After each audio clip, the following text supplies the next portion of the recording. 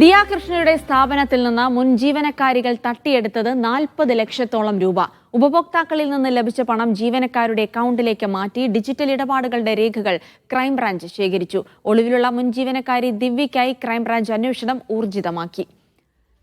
Sijo V John വിവരങ്ങൾ നൽകും. സിജോ, രണ്ടുപേർ കീഴടങ്ങിയ ഒരു പശ്ചാത്തലത്തിൽ കൂടിയാണ് ഇപ്പോൾ മൊത്തം പണത്തിന്റെ കണക്കടക്കം പുറത്തു വരുന്നതിന് ഒരാളെ കൂടി കണ്ടെത്താനുണ്ട്. ഇനി കേസുമായി ബന്ധപ്പെട്ട നടപടികൾ എങ്ങനെയൊക്കെയായിരിക്കും?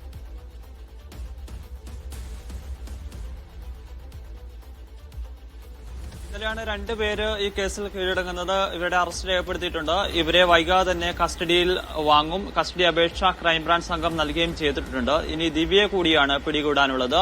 അത് വൈകാതെ തന്നെ അറസ്റ്റ് ഉണ്ടാകുമെന്നൊരു സൂചന തന്നെയാണ് ക്രൈംബ്രാഞ്ച് നൽകുന്നത്.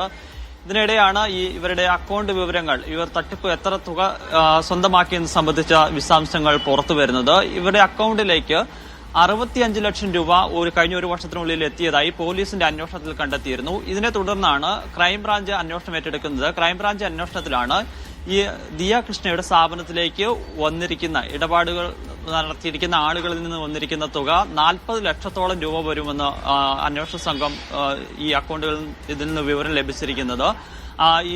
ഇവിടെ എത്തിയിരിക്കുന്ന ഇടപാടുകാരുമായി ആരൊക്കെയാണ് വന്നിരിക്കുന്നത്, അവർക്ക് നൽകിയിരിക്കുന്ന തുക എങ്ങോട്ടാണ് പോയതെന്ന് സംബന്ധിച്ച വിശദമായ പരിശോധനയിലാണ് ഇത്ര വലിയൊരു തുക ഇവരുടെ അക്കൗണ്ടിലേക്ക് വന്നതായി വിവരം ലഭിച്ചിരിക്കുന്നത്.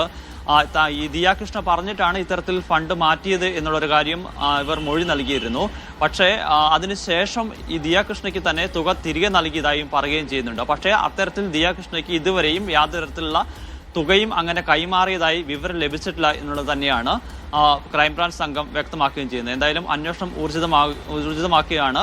ഇവരെ കസ്റ്റഡിയിൽ എത്തിയ ശേഷം ഇവരുടെ സാമ്പത്തിക ഇടപാടുകളെ കുറിച്ച് കൂടുതൽ വിവരങ്ങൾ ലഭ്യമാവുന്നതാണ് പ്രതീക്ഷിക്കപ്പെടുന്നത്. ഇവർ ഈ തുക ലഭിച്ചതിനെ കുറിച്ച്, ഇത്രയധികം തുക 65 ലക്ഷം രൂപ ഇവരുടെ അക്കൗണ്ടിലേക്ക് എത്തിയതിനെ കുറിച്ച് അവർ നൽകിയിരുന്ന വിശദീകരണം, വിദേശത്തൊക്കെ ഇവരുടെ ബന്ധുക്കളൊക്കെ ഉണ്ട്, അവരെയാണ് ഈ അക്കൗണ്ടിലേക്ക് തുക മാറ്റിയെന്നാണ് പറഞ്ഞത്. പക്ഷേ അത് 65 ലക്ഷമാണെന്നുണ്ടെങ്കിൽ അത് 40 ലക്ഷവും ഈ ദിയ കൃഷ്ണയുടെ സ്ഥാപനത്തിലെ ഇടപാടുകാരിൽ നിന്ന് ലഭിച്ച, കസ്റ്റമേഴ്സിന് ലഭിച്ച തുകയാണെന്നുള്ളതാണ് ഇവരുടെ അക്കൗണ്ട് വിവരങ്ങൾ പരിശോധിച്ചപ്പോൾ ക്രൈംബ്രാഞ്ചിന് വ്യക്തമായിരിക്കുന്നത്.